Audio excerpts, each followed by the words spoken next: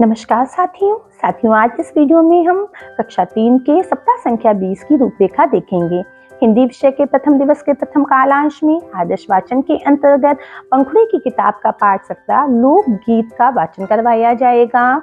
द्वितीय कालांश में कार्य पुस्तिका में पेज नंबर 122 समझाकर भरवाया जाएगा तथा तृतीय कालांश में पठन अभ्यास 26 के पहले भाग का वाचन कराया जाएगा। दूसरे दिन के प्रथम कालांश में आदर्श वाचन में इसी पाठ के पाठ्यांश आज से लेकर वे रसिया पर चर्चा होगी, प्रश्नोत्तर पूछे जाएंगे। द्वितीय कालांश में कार्य पुस्तिका में पेज नंबर 123 समझाकर भरवाया जाएगा तथा तृतीय कालांश में पठन अभ्यास 26 के दूसरे भाग का वाचन कराया जाएगा।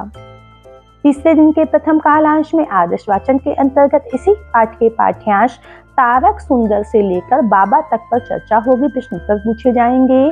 द्वितीय कालांश में कार्य पुस्तिका में पेज नंबर 124 और 125 समझाकर भरवाया जाएगा तथा तृतीय कालांश में पठन अभ्यास 26 के तीसरे भाग का वाचन कराया जाएगा।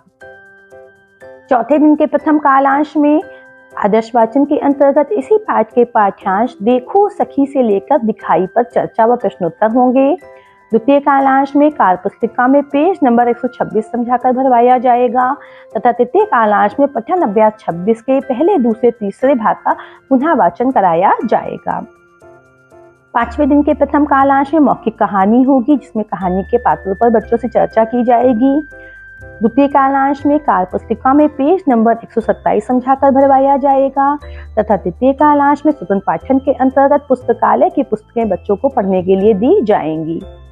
छठे दिन के प्रथम कालांश में मौखिक विषय में लोकगीत व प्रवेशीय गीत पर बच्चों से चर्चा की जाएगी। द्वितीय व तृतीय कालांश में सभी बच्चों का साप्ताहिक आकलन किया जाएगा। इसी तरह से गणित विषय में सप्ताह संख्या 20 में शाब्दिक पुनरावृत्ति करवाई जाएगी, जिसमें प्रथम दिवस के प्रथम कालांश में 2 अंकीय संख्याओं को अवरोही व आरोही क्रम में लिखना सिखाया जाएगा। द्वितीय कालांश में 3 अंकीय संख्याओं को अवरोही व आरोही क्रम में लिखना सिखाया जाएगा तथा तृतीय कालांश में 2 अंकीय संख्याओं को वस्तु और चित्रों के साथ जोड़ना सिखाया जाएगा। दूसरे दिन के प्रथम कालांश में 2 अंकीय संख्याओं का जोड़ लंबवत रूप से करना सिखाया जाएगा।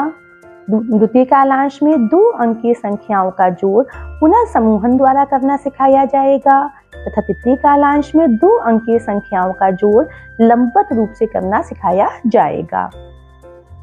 तीसरे दिन के प्रथम कालांश में 3 अंकीय संख्याओं का जोड़ बिना पुनर्समूहन के करवाया जाएगा।